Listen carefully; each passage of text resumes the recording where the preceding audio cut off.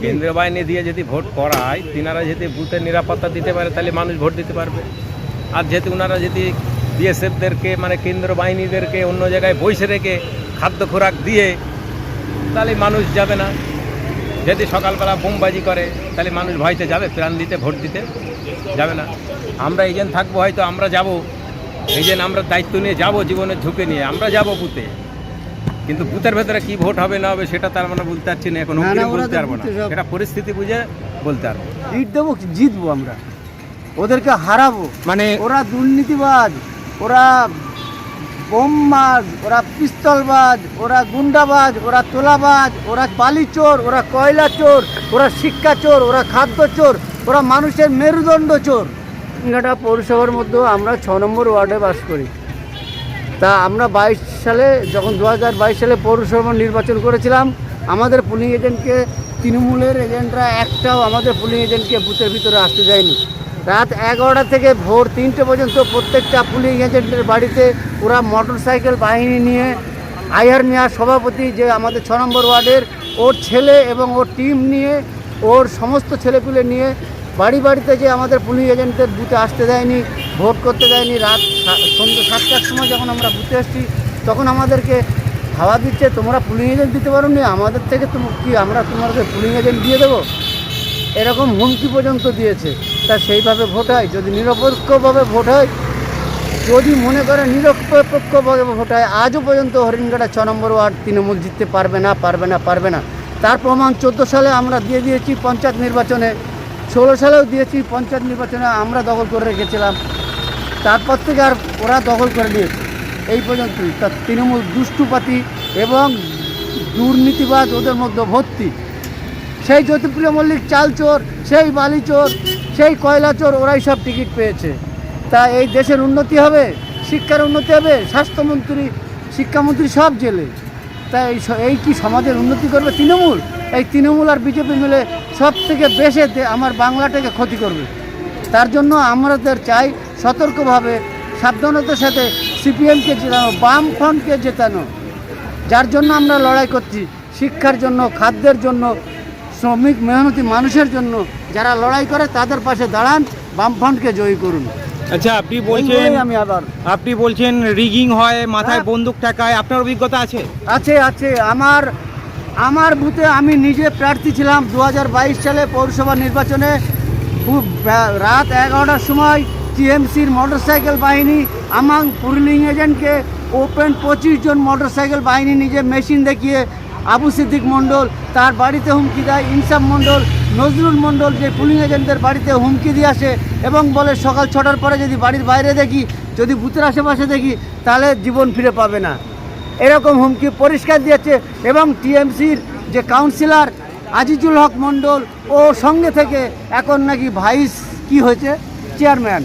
আর যে 6 নম্বর ওয়ার্ডের সভাপতি আইহার মিয়া, ও সব থেকে বেশি ক্রিটিক্যাল হারামি। মুড়োগাছা গ্রামবাসীর কোনো উন্নতি চাই না, 6 নম্বর ওয়ার্ডের কোনো উন্নতি চায় না, শুধু নিজের আখের গড়তে যেতে চায়।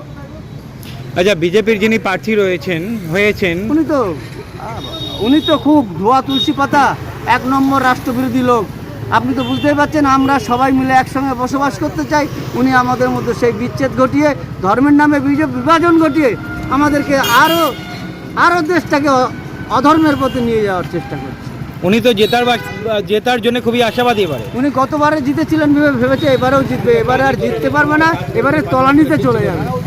আর উনি তো একা ঘুরে বেড়াক না, একবার আমাদের মতো একবার ঘুরে বেড়াক আমার এলাকায়, আমার বিধানসভার এমএলএ আমার এলাকায় ঘুরে বেড়াক, ওনার কত বড় স্পর্ধা, কত বড় হিম্মত আমরা দেখবো, তবেই তো আমাদের দরদি প্রার্থী বুঝবো যে হ্যাঁ, বিনা সিকিউরিটিতে আমাদের পাশে দাঁড়াচ্ছে। উনি তো যখনই আসে তখনই কেন্দ্রীয় বাহিনী, নাহলে লাঠিয়াল বাহিনী নিয়ে আসে। ওই দিয়ে কি সমাজের উন্নতি হয়? ওই দিয়ে কি আমাদের শিক্ষার উন্নতি হবে, আমাদের দেশের উন্নতি হবে? কোনোদিনই হবে না দাদা। আপনার কি মত? আমার একই মত হচ্ছে, ওরা বিধানসভায় ছিলেন, উনি কোনো গ্রামে কোনো কাজ করেন, ওনার বিধায়ক কোটা উনি তো নিশ্চয়ই টাকা পেয়েছে। তারপরে এমপিও আমাদের লোকসভা, বনগা লোকসভায় শান্তনু ঠাকুর, আমরা তো কোনো উন্নতি দেখিনি, যে একটা গ্রামে টিউবওয়েল বসেছে, একটা রাস্তা করেছে, বা একটা এই করেছে, বা শিক্ষা খাতে কোনো টাকা খরচা করেছে, কিছুই করে। উনি তো আশাবাদী হবেই জেতার জন্য। ওই যে ধর্মের নামে স্বীকৃতি দিচ্ছে, দিয়ে মানুষকে আলাদা করছে, মুসলিমের বিরুদ্ধে বলে হিন্দুদের একযোগ করছে। এটা তো ধর্ম ঠিক না। গণতন্ত্র দেশ, গণতন্ত্র দেশে সমান সবাই থাকবে। আচ্ছা, যে বারবার যে প্রশ্ন ওঠে সেটিং, এটা এই তথ্যটা কতটা কাজ করে? অবশ্যই সেটিং না হলে পারে আজকে দেখা গেল ওদের মন্ত্রী এমএলএ এমপিরা সব জেলে যাচ্ছে, জেল থেকে ফিরে চলে আসছে, এসে আবার ভোটে দাঁড়াচ্ছে। তারপরে বিজেপিরও যারা আছে, বিজেপির মধ্যে ধোয়া তুলসির কথা নাই, ওদের মধ্যেও অনেকে ধরো দুর্নীতিবাজ আছে, ওদের মধ্যেও অনেকে দুর্নীতিবাজ আছে। আচ্ছা, তো চাইবে যে আমরা জিতবো। আচ্ছা, এবারে যে বলছেন সিপিএম এর সংগঠন একটা শক্তিশালী হয়েছে হরিঙ্গাটা বিধানসভা কেন্দ্রে, তো কিভাবে বলছেন? হ্যাঁ, অনেক শক্তিশালী হচ্ছে, কর্মীরা আগের থেকে অনেকটা ভালো, নিরপেক্ষ ঠিক মতো ভোট হয়। আর গণনা কেন্দ্রে যদি ঠিকভাবে গণনা হয় তাহলে হরিঙ্গাটা বিধানসভা এবার একটা নাড়া দেবে। হ্যাঁ, বলুন। বলুন। ওই যে হরিঙ্গাটা বিধানসভা কেন্দ্রে সিপিআইএম সংগঠন কতটা শক্তিশালী যে লড়াই দিতে পারবে তৃণমূলের সঙ্গে? তৃণমূলের বিরুদ্ধে, তৃণমূলের দুর্নীতিবাজের বিরুদ্ধে মানুষের অনেক জ্ঞান ফিরেছে, অনেক সচেতন হয়েছে, অনেক মানুষ তৃণমূলের পক্ষে মুখ ঘুরিয়ে নিচ্ছে, যার জন্য আমরা অনেক আশাবাদী যে এবারে আমরা অনেক শক্তিশালী ওদের চেয়ে, এবং আশাবাদী আমরা জিতবো। আচ্ছা, এই যে লিড দেবো, লিড দেবেন আপনারা? জিতবো আমরা, ওদেরকে হারাবো। মানে ওরা দুর্নীতিবাজ, ওরা বোমবাজ, ওরা পিস্তলবাজ, ওরা গুন্ডাবাজ, ওরা তোলাবাজ, ওরা বালি চোর, ওরা কয়লা চোর, ওরা শিক্ষা চোর, ওরা খাদ্য চোর, ওরা মানুষের মেরুদণ্ড চোর। মানুষকে মাথা উঁচু করে দাঁড়ানোর জন্য মানুষের যে শিক্ষা জাতির শিক্ষা দরকার, সেইটাকেই ওরা উচ্ছনে দেওয়ার চেষ্টায় আছে। অতএব ওদেরকে আগে বিসর্জন দেওয়া দরকার। বুথ রক্ষা করতে পারবেন এবারে? নিশ্চয় পারবো, বুথ রক্ষা করতে পারবো যদি প্রশাসন ওদের পক্ষে না চটি চাটে।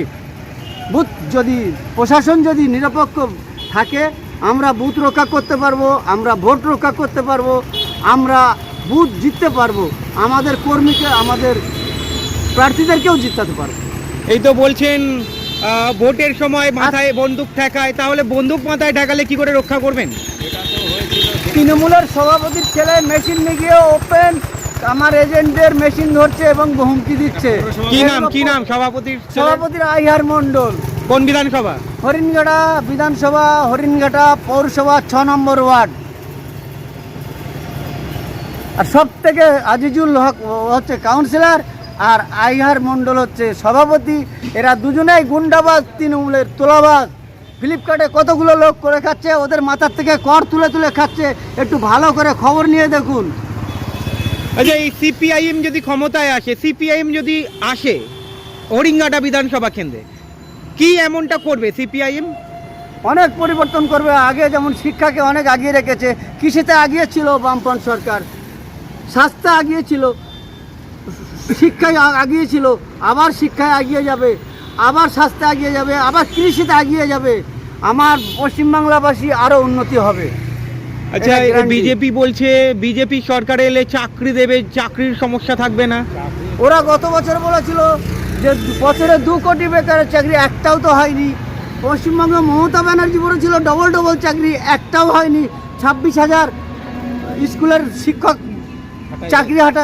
চাকরি বাতিল হয়েছে, 8,000 স্কুল বন্ধ করে দিয়েছে। দুর্নীতিবাজেরা 22,000 মদের দোকান খুলে দিয়েছে। এরা দেশের উন্নতি করতে পারে না, এরা দেশকে অধঃপতনে নিয়ে যাবে। আমরা চাই বামফ্রন্টের পাশে আসুন, বামপথে এগিয়ে যাবে, শিক্ষা সমাজ এগিয়ে যাবে, আমাদের দেশ এগিয়ে যাবে, আমার বাংলা এগিয়ে যাবে।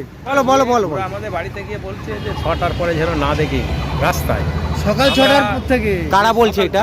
টিএমসির গুন্ডা বাহিনী, বাইক বাহিনী, টিএমসির গুন্ডা বাহিনী সভাপতি, আমাদের 6 নম্বর ওয়ার্ডের সভাপতি আইহার মণ্ডলের ছেলে মিঠুন মণ্ডল, মন্টু মণ্ডল, ওরা সব 2 নম্বর 2-3টে করে নাম, ওদের কোনো ঠিক নেই। মস্তানদের আলাদা নাম, ভালো সমাজের আলাদা নাম। এইভাবে ওরা 25-30 জন বাইক বাহিনী নিয়ে গিয়ে আমার প্রত্যেকটা পোলিং এজেন্টের বাড়িতে যে হুমকি দিয়ে এসছে যে সকাল 6টার পরে যেন বাইরে না দেখি, বুথের আশেপাশে না দেখি, ওপেন। এবং অনেক ভোটারকেও হুমকি দিয়েছে, তাদেরকে বুথে আসতে দেয়নি। আর ভোট তো করতেই দেয়নি, ওরা নিজেরা বুথের পাশে দাঁড়িয়ে নিজেরা ভোট করিয়ে নিয়েছে। আমার ভোটারদের ভোট করতে দেয়নি। 22-এ আমি নিজে প্রার্থী ছিলাম, আমি নিজে উইটনেস। তবে সুষ্ঠুভাবে প্রশাসন যদি পরিচালনা সঠিক করে বিচার- তাহলে পারবে না। প্রশাসন এক এক যদি করে সঠিক নিয়ে কাজ বলুন। করে। হ্যাঁ কেন্দ্রীয় বাহিনী দিয়ে যদি ভোট করায় তিনারা যদি বুথের নিরাপত্তা দিতে পারে তাহলে মানুষ ভোট দিতে পারবে। আর যেহেতু ওনারা যদি বিএসএফদেরকে মানে কেন্দ্র বাহিনীদেরকে অন্য জায়গায় বসে রেখে খাদ্য খোরাক দিয়ে তাহলে মানুষ যাবে না। যদি সকালবেলা বোমবাজি করে তাহলে মানুষ ভয়তে যাবে, প্রাণ দিতে ভোট দিতে যাবে না। আমরা এজেন্ট থাকবো, হয়তো আমরা যাব এজেন্ট, আমরা দায়িত্ব নিয়ে যাব, জীবনের ঝুঁকি নিয়ে আমরা যাব বুথে, কিন্তু বুথের ভেতরে কি ভোট হবে না হবে সেটা তার মানে বলতে পারছি না এখন, না, না, ওরা বলতে তো পারবো না, বুথে সব- সেটা পরিস্থিতি বুঝে বলতে পারবো। তৃণমূলী দুর্নীতিবাজরা সব বুথ দখল করে রাখবে আগে আগে। ওদের ক্ষমতা রাখে। নেই কারণ সাধারণ মানুষের কাছ থেকে ভোট নিয়ে জিতা। গুন্ডা বাহিনী গুন্ডাগিরি না করলে ওরা সরকারে আসতে পারবে না। এবছর যা পরিস্থিতি আছে, আবহাওয়া অটোওয়ালাদের থেকে কাটমানি, ফ্লিপকার্টে যারা ডেলি লেবারের কাজ করছে তাদের থেকে কাটমানি খেয়ে তাদেরকে বলছে যে তোমরা মিছিলে চলো, তোমরা আমাদের সঙ্গে চলো, নাহলে তোমাদেরকে হাজিরা, তোমাদের কাজেকে নেওয়া হবে না, তোমাদের অটো চালাতে দেওয়া হবে না, তোমাদেরকে ফ্লিপকার্টের কাজ থেকে বাদ দেওয়া হবে, এরকমভাবে হুমকি দিয়ে যদি চলে। আমরা চাই নো দিদি নো মোদি, কিন্তু এরা তো সেটিংয়ে যদি কাজ করে তাহলে আমার বাংলা এগিয়ে যেতে পারবে না। আর যদি সেটিংয়ের বিরুদ্ধে নির্বাচন কমিশন যদি, প্রশাসন আর নির্বাচন কমিশন যদি সঠিকভাবে কাজ করে তবেই আমরা আশা করি ওদেরকে পরাস্ত করতে পারবই।